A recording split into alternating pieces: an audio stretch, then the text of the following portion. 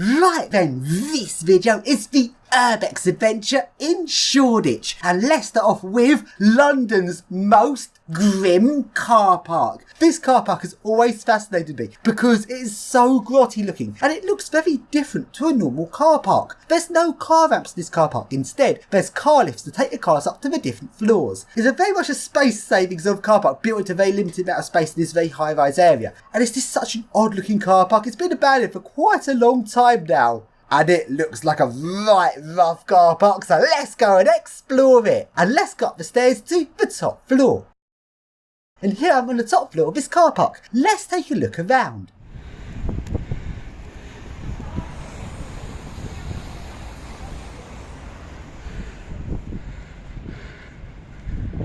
And let's take a look at the car lifts. These lifts look very interesting. Open up the lift and this is what a lift shaft looks like. Oh wow, look at that. This lift shaft is full of gas. Just the one of them. I've just got to surf these, and that is coming up later on in the video. Let's now continue looking around the top floor of this car park.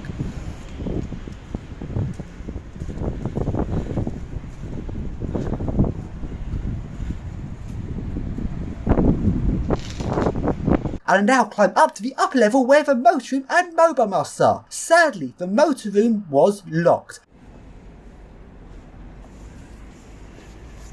But the cabinets for the mobile masts were left unlocked. So let's take a look at those.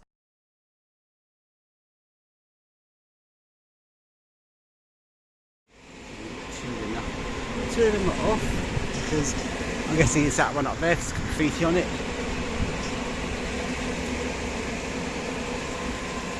It's supposed to shut down if ever it's opened by that switch, but it's been bypassed.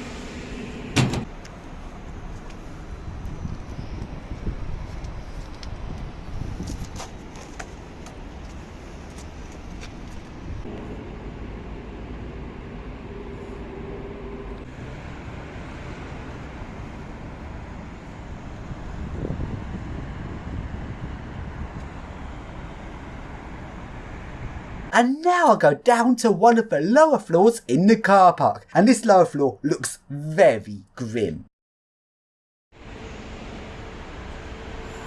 It's grim.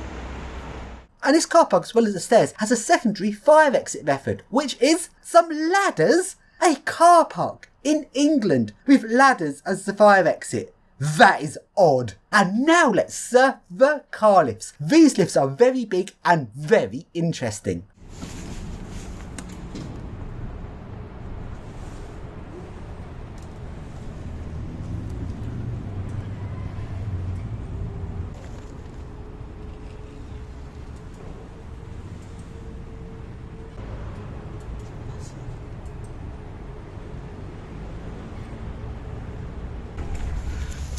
Inside that lift. It's weird on the inside. Oh, I've been modded.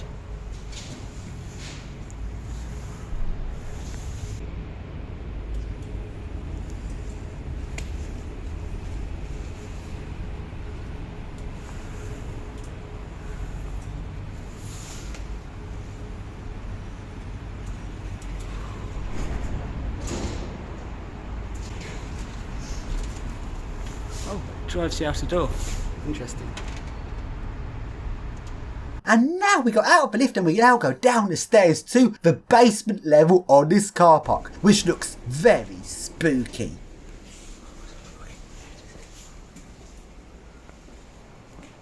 That's fucking creepy.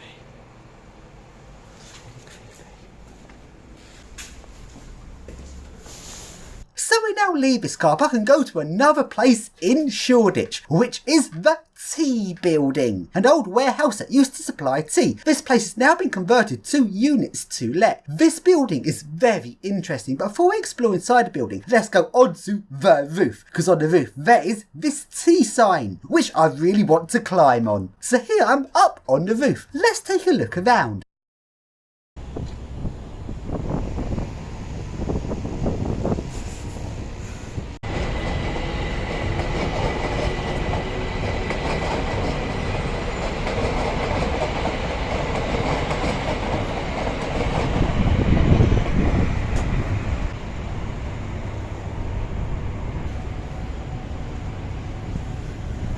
And here is the T sign, which looks like a climbing frame. Let's go and climb on it.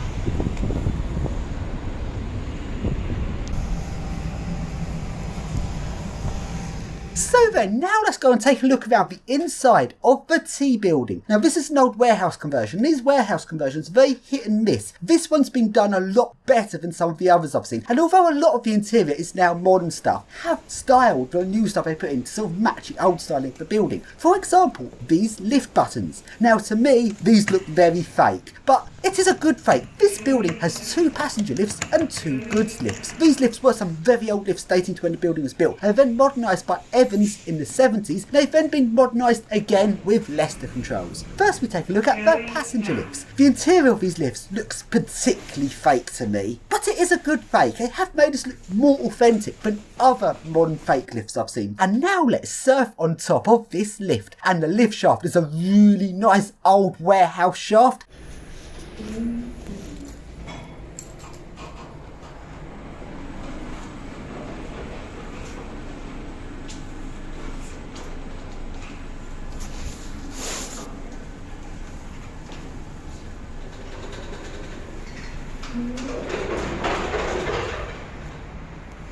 And let's take a look at the service lifts. The lift car on these lifts looks more original to the 70s upgrade they had, although the logic has been replaced with Leicester controls.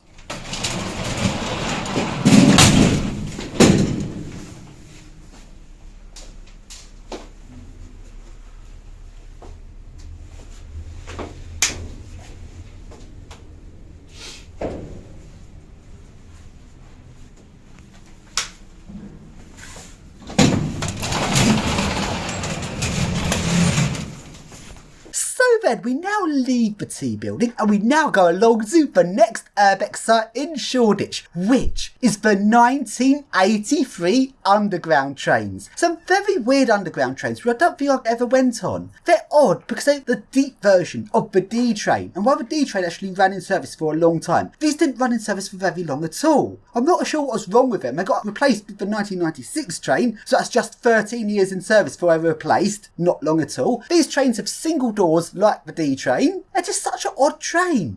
And let's go and pretend we're surfing these trains by climbing up and walking on top of them. Probably the only trains in London you can do this without getting in trouble with the BTP. So you can legally surf an underground train in London, just not a working train.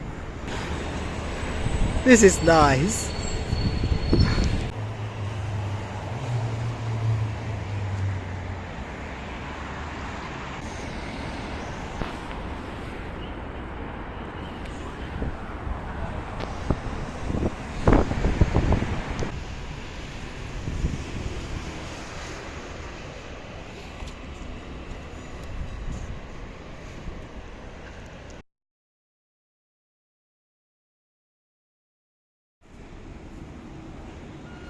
And now let's climb up the building next to these trains and have a look at them from on this roof.